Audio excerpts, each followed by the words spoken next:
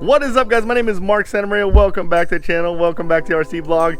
Today, guys, I am driving an Arma car for the very first time, and it is the Arma Outcast 8S. It's that beast right there. I'm pretty stoked. Batteries all charged up. About to head out to my favorite bashing spot where we jump over. We're gonna go a little light.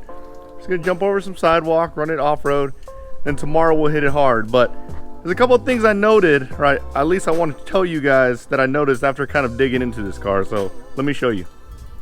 So the first thing I noticed is, check out this servo horn. I have never seen a servo horn so huge in my life. That thing is a beast. The servo's big, don't get me wrong, but that servo horn is ginormous, like super massive.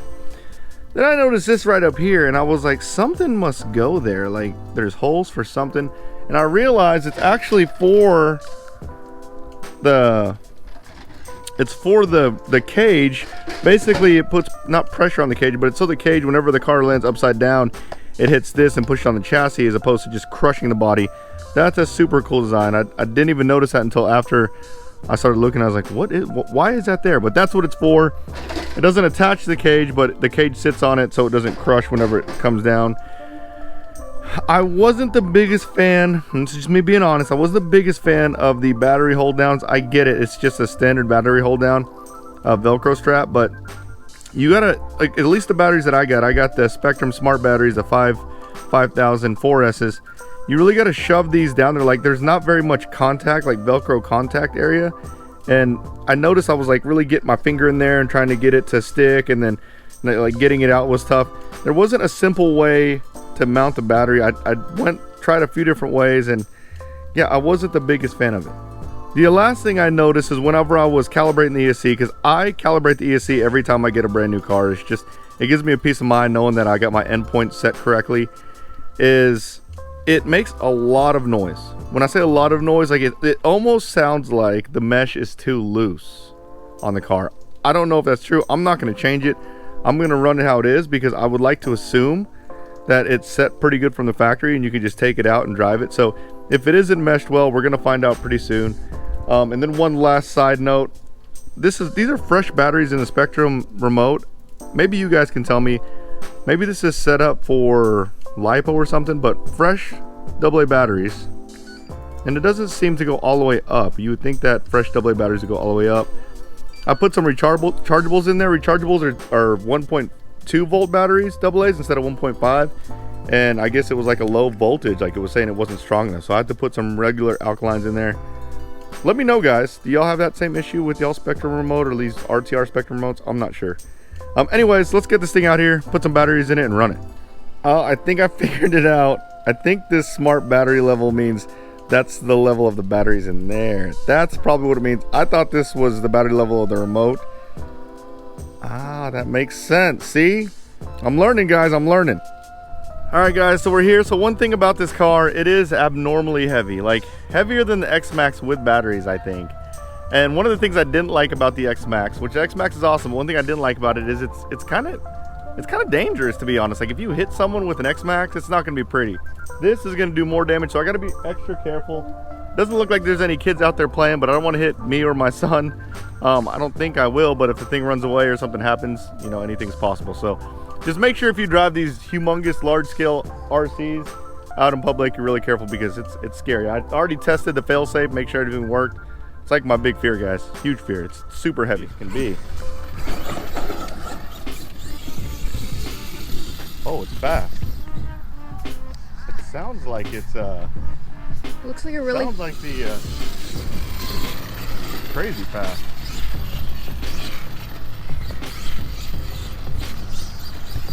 All right, we got to do the jump.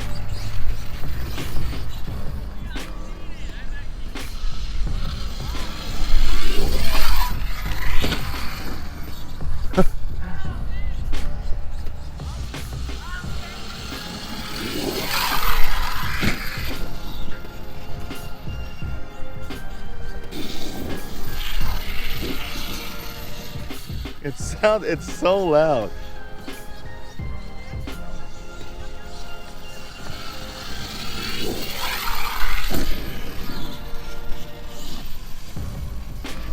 Mind the way of it. We got all different types of people cheering over there whenever I hit the jump. Definitely fast. See, people are walking out. I got to be careful now.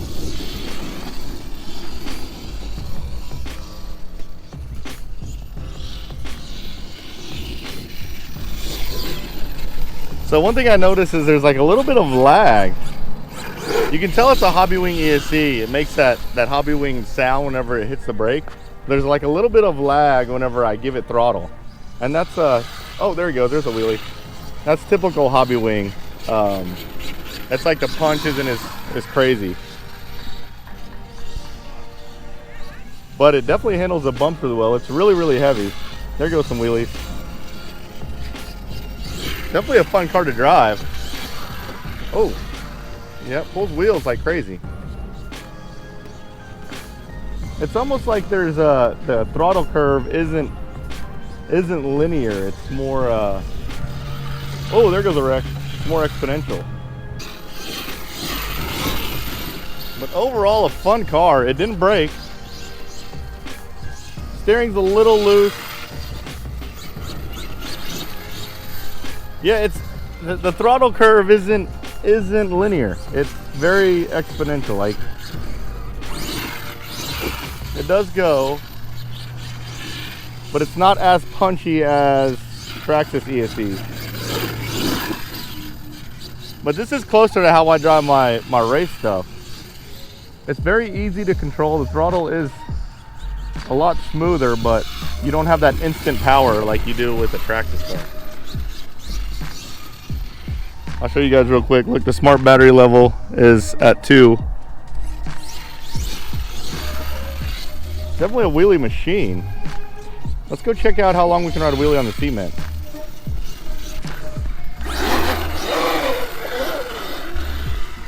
Are you recording still? Yes.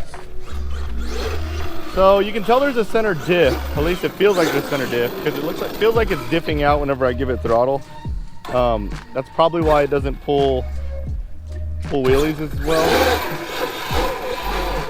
Oh, I can probably ride a wheelie all the way down this thing. Whoa. That's a lot of power, guys. All right, here we go, wheelie and out. Yeah, like, okay, so for example, like whenever I give it throttle on this car, the wheels don't come up until after it gets off the line. Whereas opposed to Traxxas cars, very linear. As soon as you give it throttle, the wheels are gonna come up. Well, they didn't even come up that time. I can't help but notice the loud gear sound.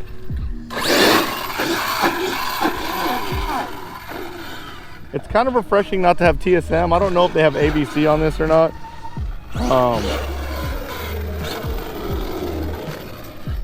One more wheelie. Ooh! Almost slammed into the curb on that one. You hear I don't know if that's like drive terrain, but it makes a lot of noise, but it hasn't stripped yet.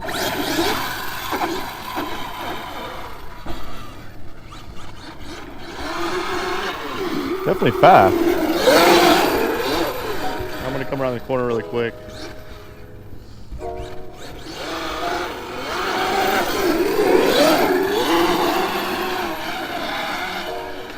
Definitely fast. I'll give it that.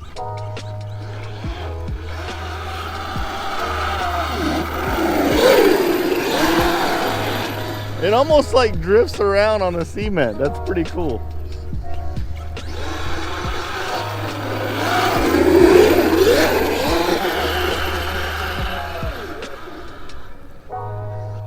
Oh look, smart battery level looks like it's blinking at 1. So it looks like we ran the battery all the way down.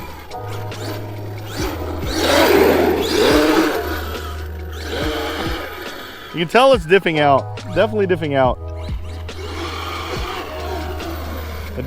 Probably diff fluid's either already burnt up because now it's having a harder time getting the front wheels off the ground. All right, we're gonna get the temp. I'm gonna see how hot it is. We ran pretty much the battery all the way down. I'm gonna assume that it's gonna be pretty hot. I